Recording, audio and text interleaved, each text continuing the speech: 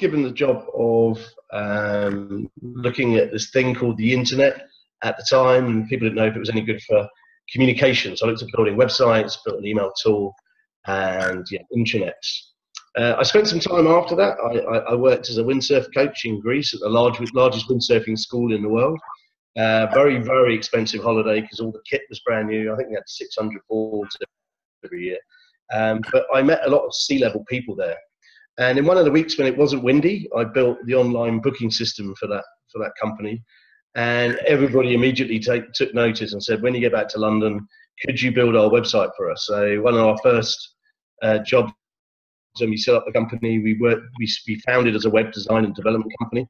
We built some stuff for the BBC. So we built websites for things like Top Gear, the Radio Times you may have heard of. And they collected a lot of email addresses, and they came to us and said, could you build us an email tool? And having built lots of content management systems, providing someone with a tool where they only had to update one web page as opposed to tens of thousands of web pages on a website, we found that an easy task.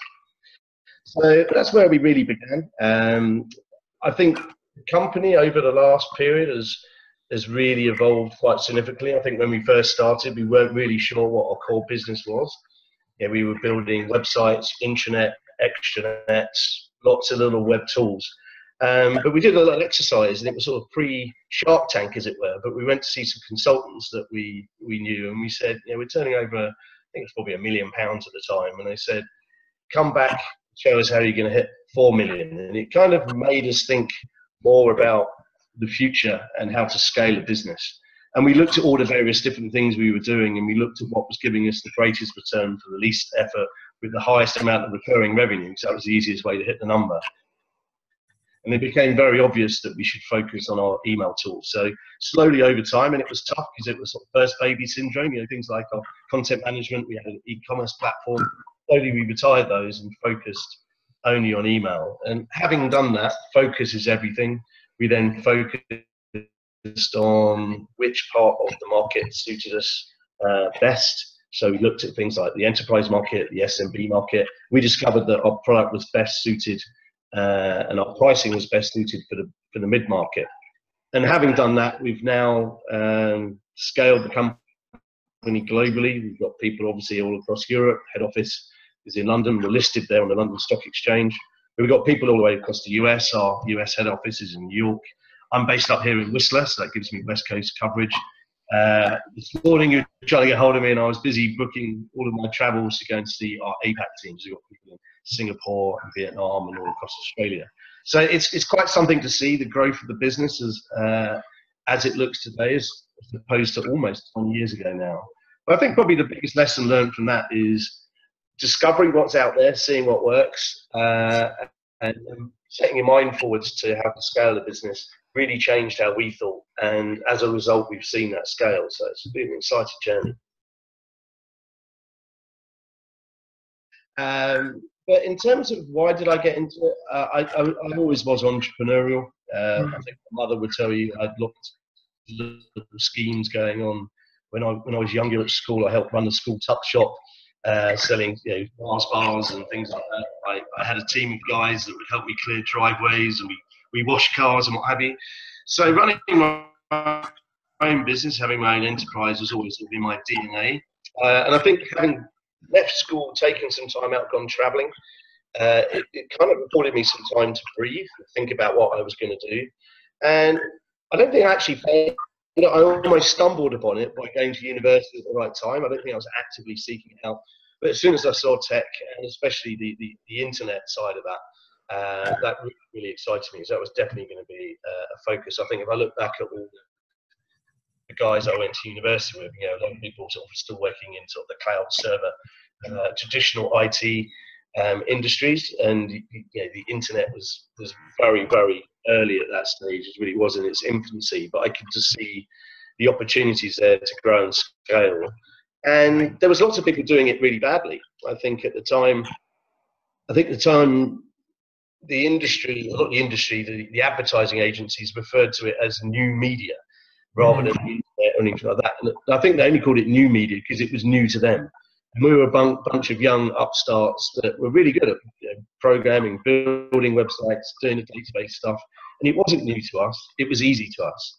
And I think we very quickly saw the opportunity that these big agencies were charging sort of millions of dollars to build websites, where we could build something better and it would cost tens of thousands. And ultimately, we saw the dot-com bubble burst. We'll talk about that. That's exactly when we started. And people were starting to shop around looking for better prices and better techs. And we were right there, prime position, ready to go. Looking back, I'd really like to have had a solid mentor that was known in the industry and experienced. But when you look back, that just wouldn't be possible because they didn't exist. What I did, though, is surround myself with lots of good people. I mean, my co-founders, both Dave and Simon, when we first set up the business, I think there was probably 10, 15, 20 people that wanted to be involved. And we kind of described that process of sieving out the people that A, had the skills and B, had the drive. So I probably looked to them as my first mentors. You know, if I look back, I was a very average designer and I was a very average developer. Simon was an amazing developer and Dave was an amazing designer. And I think their skills complemented each other really well. I could help out where needed, and also then I could help do the business and the sales and marketing side of things. So it was a natural blend. I think as the company has evolved over the years, I've certainly had some mentors both in the business and outside the business. I think one of the things we did that was quite smart a number of years ago, we brought in a finance guy that we later made MD, had a bit of grey hair, bit of nous, but was really tech savvy as well, really understood marketing, which was our niche. And he'd certainly been a quite a fascinating mentor, let alone in the business where he's helped us list on the London Stock Exchange and navigate all the complexities around that. But what he hasn't done in his life, flying stunt planes, being a really good golfer, and anything else like that, he's got a story to tell everywhere. So he's been fascinating. And I also have some good buddies and very successful business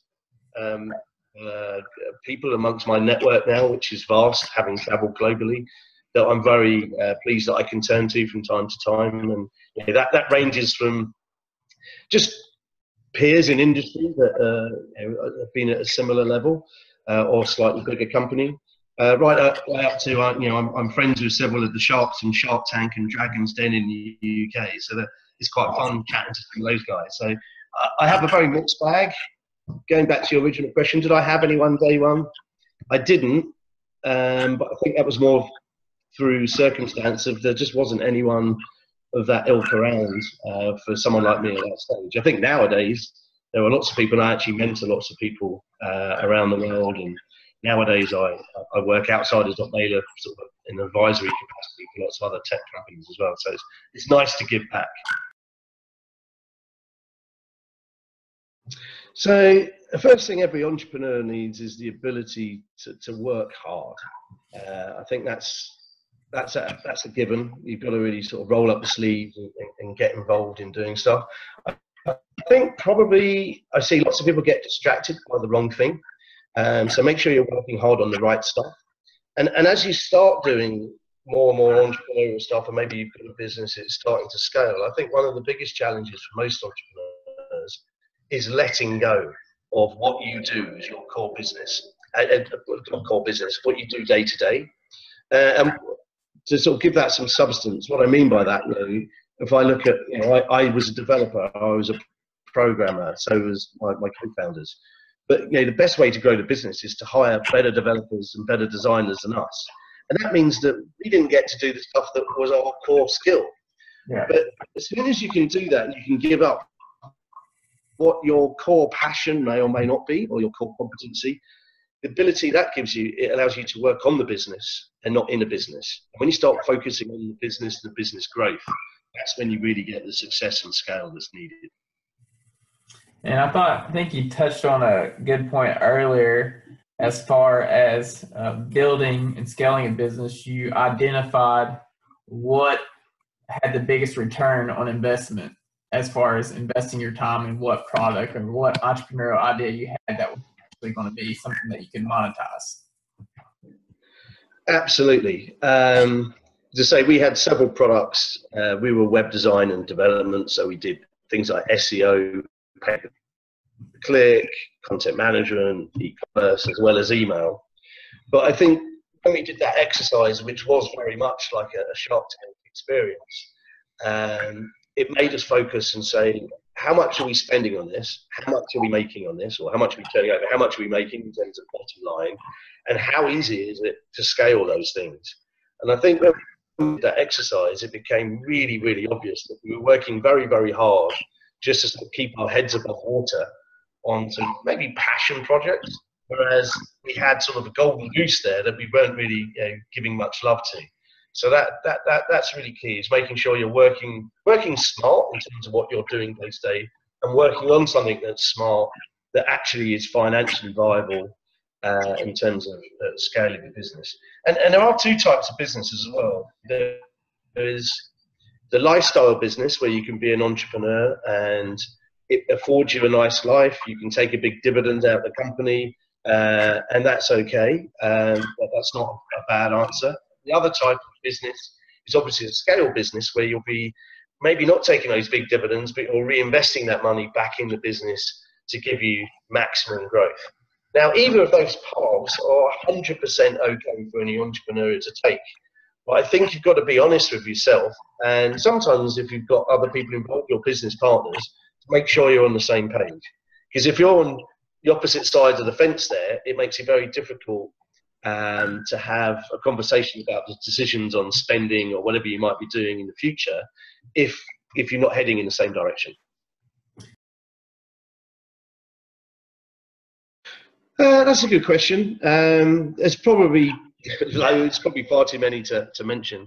I think certainly in the early days is time, because a lot of time is spent on the business, working in the business, doing stuff for the business. So you're almost working 24/7. If I look back with hindsight and say, was that really a sacrifice? Probably not, because I loved it. And I think most entrepreneurs will. So if you are finding yourself working 24/7 on your business and you don't like it, then either the product's wrong or you're not really destined to be an entrepreneur. People can't help themselves but do the work. So I guess you could argue that's a sacrifice.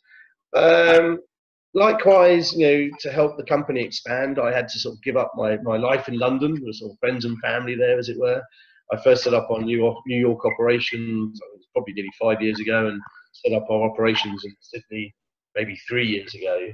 But again, is that really a sacrifice? No, I've traveled around the world. I've met more amazing people. I've now got a lovely house up here in Whistler, and that affords me the time zone to be able to talk to London in the morning and New York throughout the day, and early evening I can talk to the Australian team. So yeah, I think there are sacrifices, but I think the more you give up, actually you get the reward on the other side as well if you play your cards right. And I'm certainly very blessed to think that I'm living that at the moment.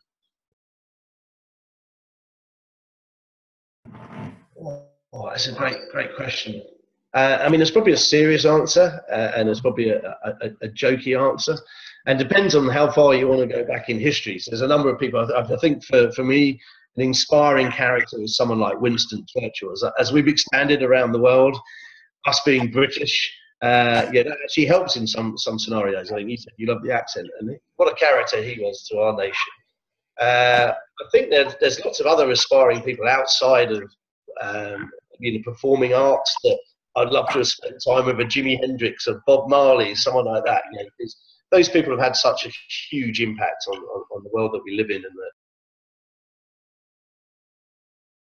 I think maybe some of it's recapping is energy and passion, enthusiasm and hard work. That's what you're going to need. And then don't bury your head in the ground. Focus on the right things, and make sure it's focusing on stuff that ultimately is commercially viable. And then I really generally tend to believe that good stuff can happen.